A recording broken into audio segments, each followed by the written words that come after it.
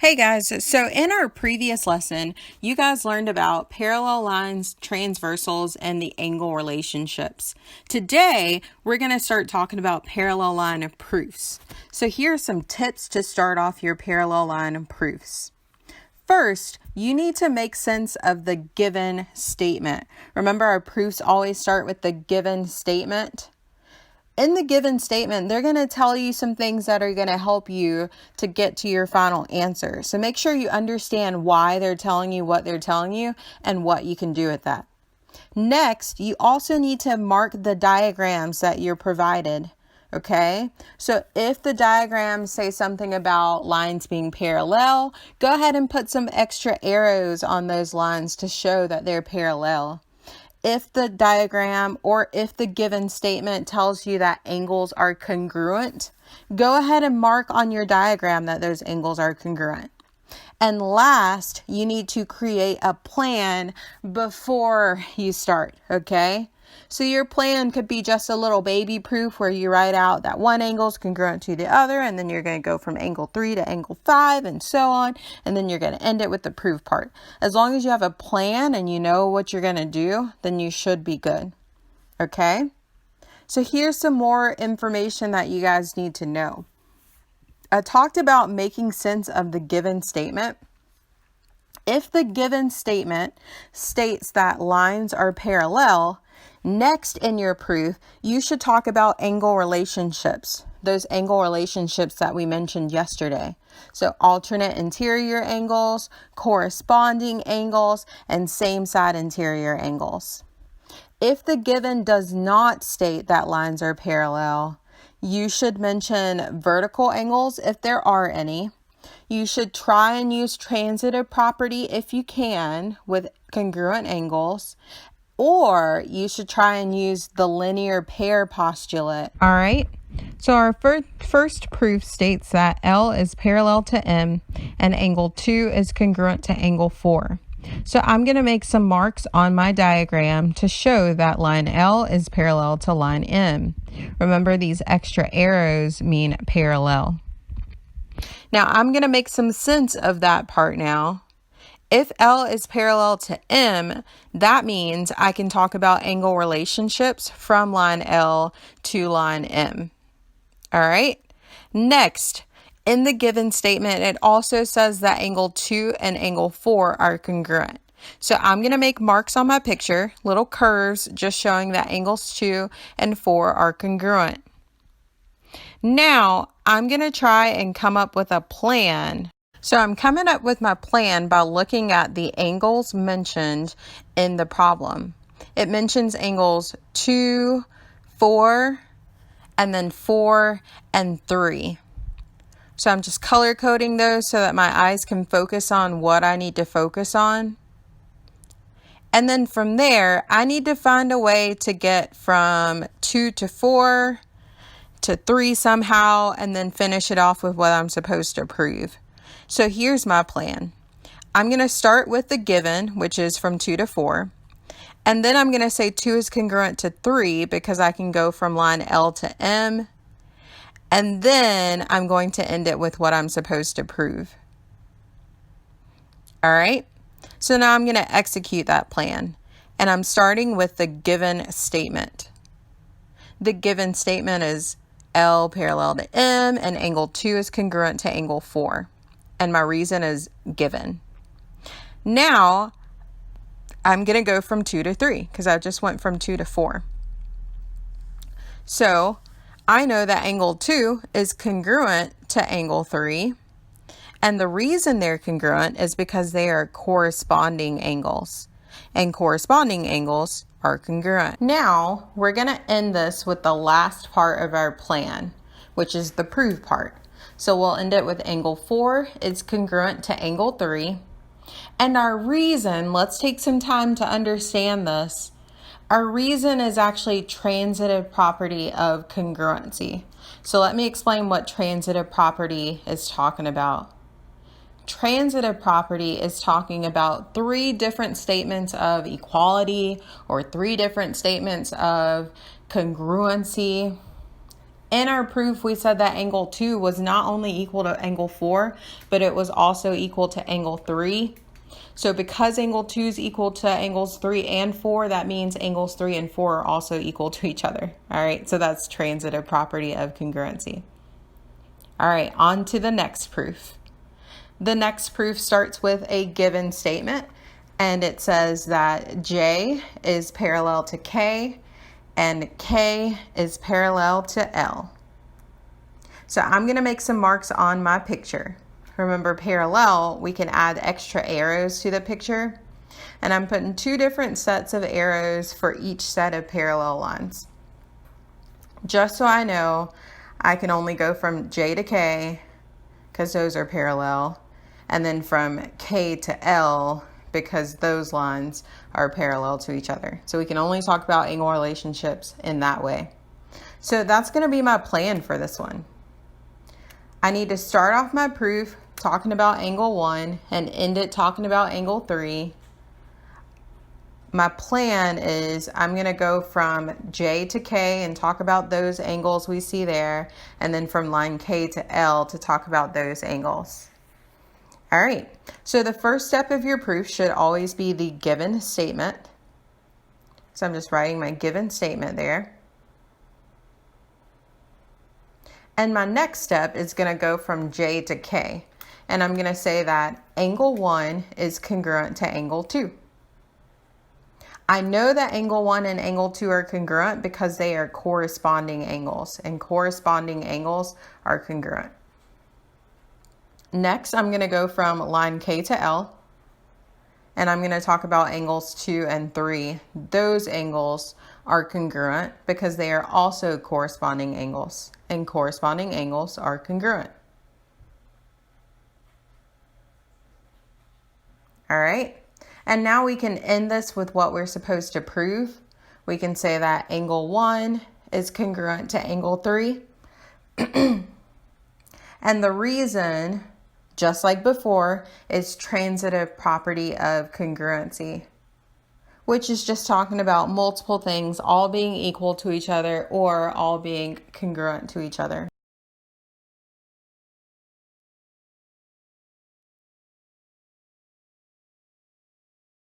Our next proof starts with the given statement that L is parallel to M. So from there, I can actually make marks on my pictures. Remember, extra arrows mean parallel. Also, to make sense of what they're giving us, we can only talk about angle relationships from line L to line M. So I'm looking at my proof to figure out what angles are congruent to each other from L to M. I also need to find a way to bring in angle number 6. So I believe I'm going to continue with my regular pattern of using the last number. And after going from 3 to 7, I'm going to go from 7 to 6 and talk about that angle relationship. Now, those are actually a linear pair. So I need to make sure in my plan I state that they're a linear pair. And then I talk about how a linear pair is supplementary, so their sum is equal to 180. So then I'm bringing in that 180. And then from there, since I've talked about everything, 3, 7, 7, 6, I'm going to end it with bringing in the last part that I'm supposed to prove, that 3 and 6 are equal to 180. And we're going to have to use some substitution to do that. All right, so we have a plan. So now we're going to start the actual proof. Remember, your proofs always start with the given statement. So I've got L parallel to M, and that's given. All right, next, I'm going to start talking about angles 3 and 7 being congruent. 3 and 7 are congruent because they're corresponding angles, and corresponding angles are congruent. So now we need to bring in that little M that's talking about the measures of angles, because the prove statement is talking about the measures of angles. So next I'm going to state that the measure of angle 3 is equal to the measure of angle 7. And my reason is definition of congruent angles. If angles are congruent, their measures are equal. All right, for step 4, I just did the first part of my plan. Now I need to start talking about the middle of my plan. So I'm going to talk about angles 7 and 6. 7 and 6 are a linear pair. All right, so that's what I'll state in my next step. Angle 7 and angle 6 are a linear pair. My reason, like the way that I know they're a linear pair, is because definition of a linear pair. Linear pair definition states that it's two angles that make a straight angle. All right, we know also that a linear pair is supplementary. So for my next statement, I'm going to say that angle 7 and angle 6 are supplementary. And my reason is the linear pair postulate, which states that linear pair angles are supplementary. Next, I used another vocabulary word, and I need to make sure that I define it. So I said something about supplementary. So next, I need to explain what supplementary means. Supplementary means that the measure of these two angles will give me 180 degrees, and that is the definition of supplementary. All right, so we figured out the middle, and now we're going to bring in the last part of our plan.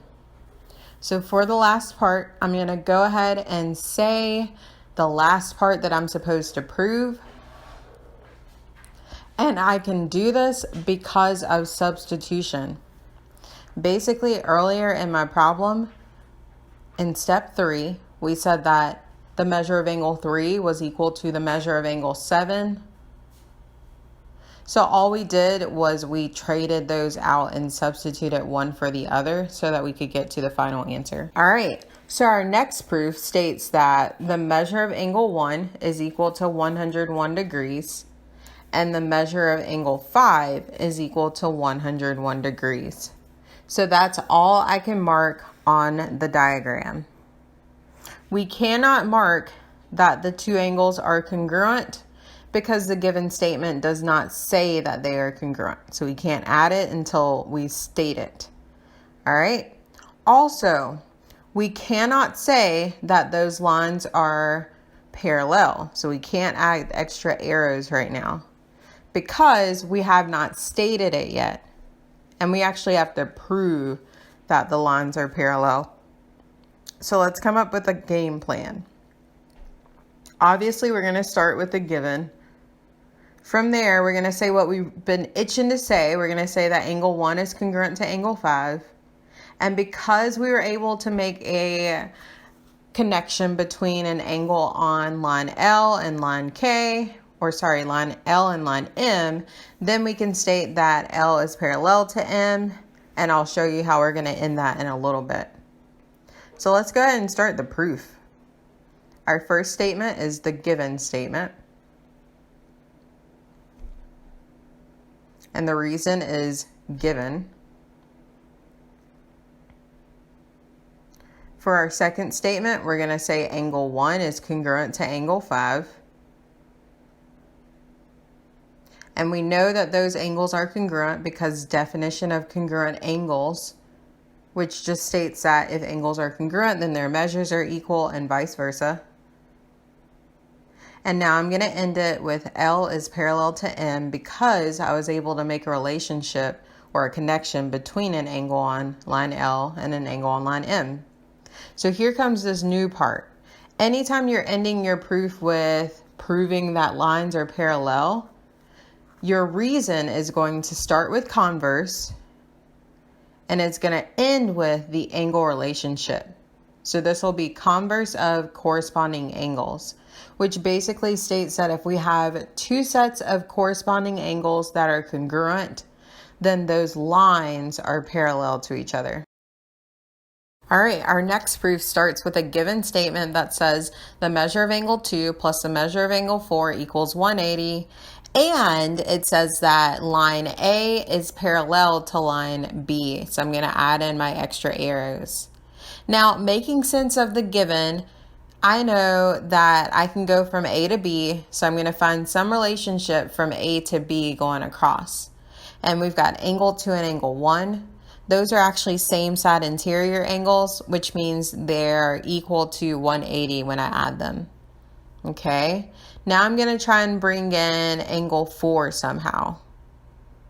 So here's what I'm thinking. I'm thinking that because angle 2 and angle 1 equal 180 and angle 2 and angle 4 equal 180 when we add them, if I set them equal to each other using substitution, then I can subtract angle 2 from both sides, and then I'll get angle 1 equals angle 4. Then I can say that they're congruent, and then I can finish it by saying that L is parallel to M because I found a relationship from line L to M and their angles. All right, so if I lost you in my plan, it's all right. We're about to do the actual proof now. So I'm starting with the given statement because that's how all proofs should start. And next, I'm going to try and execute this plan. Okay, so next I said I was going to talk about 2 and 1 being supplementary. So that's my next step. I'll say that angle 2 and angle 1 are supplementary, and I know that they are supplementary because they are same side interior angles. Okay.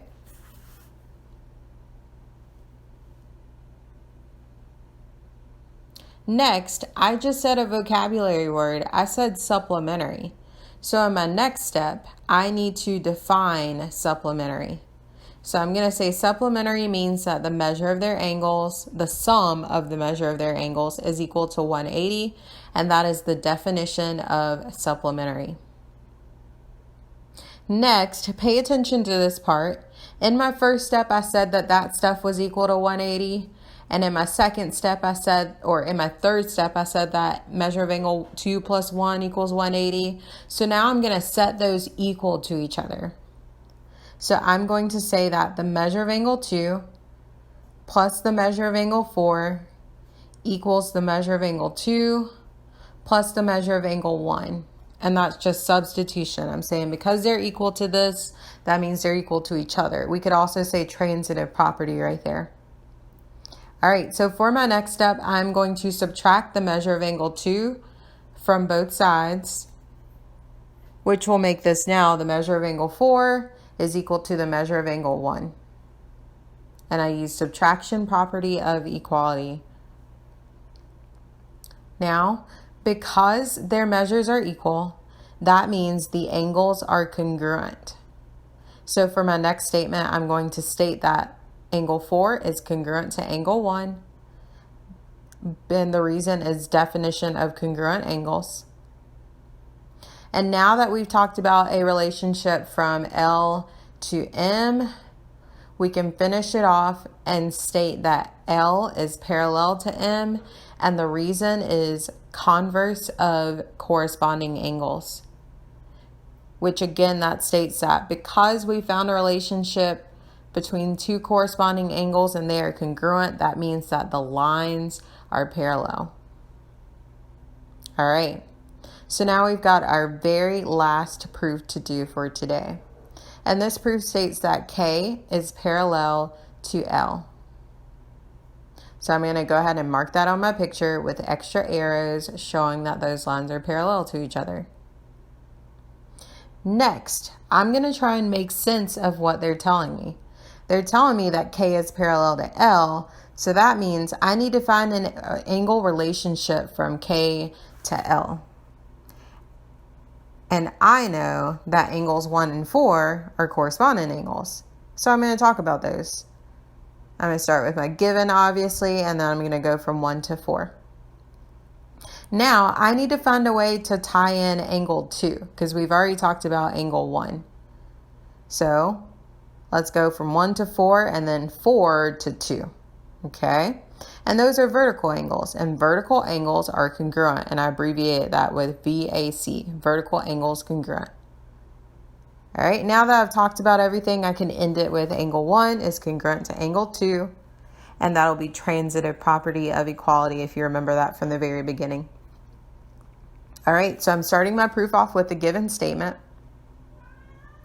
Next, I'm going to state that angle 1 is congruent to angle 4 because they are corresponding angles, and corresponding angles are congruent. Next, I'll say that angle 4 is congruent to angle 2 because they are vertical angles, and vertical angles are always congruent to each other. And then last, we'll end it with angle 1 being congruent to angle 2. And our reason there is transitive property of equality. And that's it, y'all.